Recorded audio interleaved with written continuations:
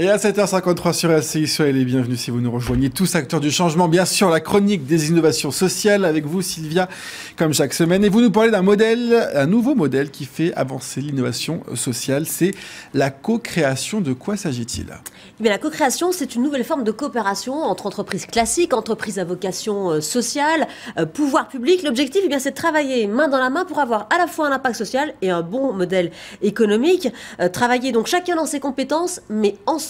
C'est Ashoka, le premier réseau mondial d'entrepreneurs sociaux dont on parlait la semaine dernière, qui mise tout sur ce modèle, un modèle qui va permettre le changement d'échelle. Alors, illustration de ce modèle avec une association, elle s'appelle Crésus et elle lutte contre le surendettement. Tout le monde connaît Crésus, parce que cette association accompagne depuis 22 ans maintenant les ménages surendettés, mais depuis 2008, depuis la crise, elle a décidé d'agir en amont, dans la prévention, et elle a lancé une plateforme qui vient en aide aux clients, mais des clients qui sont envoyés par les banques elles-mêmes. Donc c'est vraiment une révolution.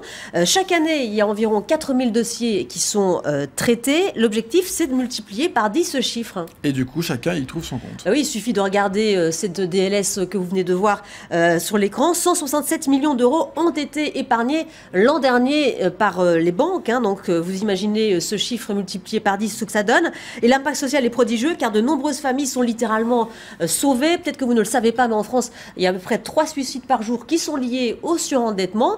Les banques, elles viennent même à Crésus aujourd'hui pour intégrer cette plateforme. Alors l'homme qui est à la tête de cette association, c'est Jean-Louis Kiel, plein d'énergie, de combativité. On l'a rencontré à La Ruche, c'est une pépinière, un incubateur d'entreprises sociales à Paris, où ils ont notamment des bureaux. Je vous propose de l'écouter. L'interview, elle est réalisée avec Géraldine Noël.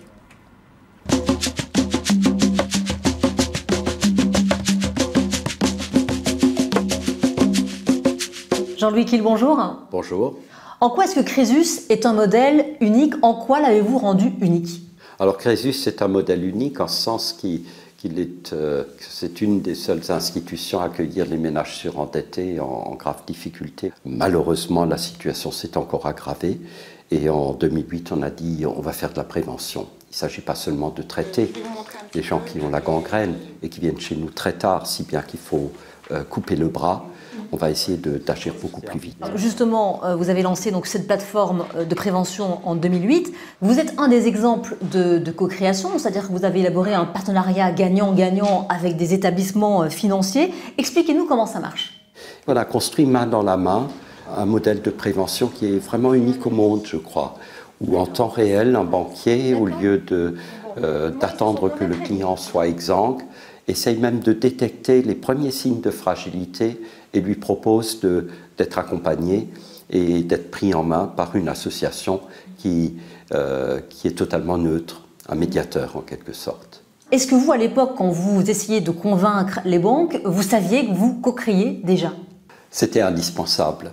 C'est une véritable hybridation de deux cultures différentes, l'une qui cherche un impact social, l'autre qui cherche un impact économique, et travailler main dans la main, construire le modèle.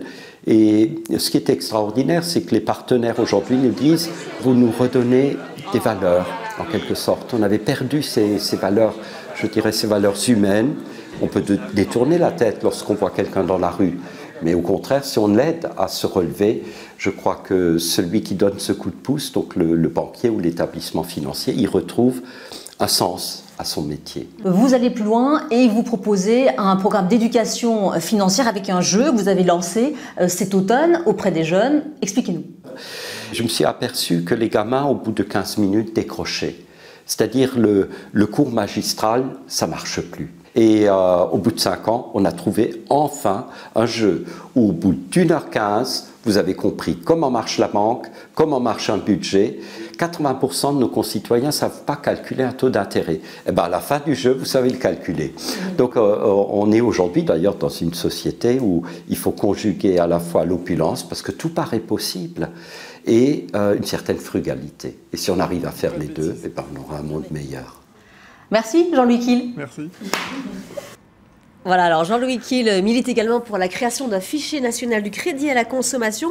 Vous allez le reconnaître, il faisait partie des citoyens qui étaient face au candidat Hollande-Sarkozy en 2012. Il a donc abordé la question, l'idée du fichier. François Hollande avait promis, il ne s'est toujours pas exécuté. Le Conseil constitutionnel vient d'ailleurs de retoquer cette idée en mars dans le cadre de la loi sur la consommation. Il faut le savoir que la France est l'un des derniers pays à ne pas avoir de fichier, avec l'Ouzbékistan, l'Afghanistan, Cuba et la Corée du Nord. Nicolas, c'est une belle liste. Voilà pour cette innovation. Crésus, donc, l'association qui s'occupe du surendettement des Français. Merci beaucoup, Sylvia. Restez avec nous. LCI Matin Week-end continue avec le journal de 8h dans une petite minute. À tout de suite.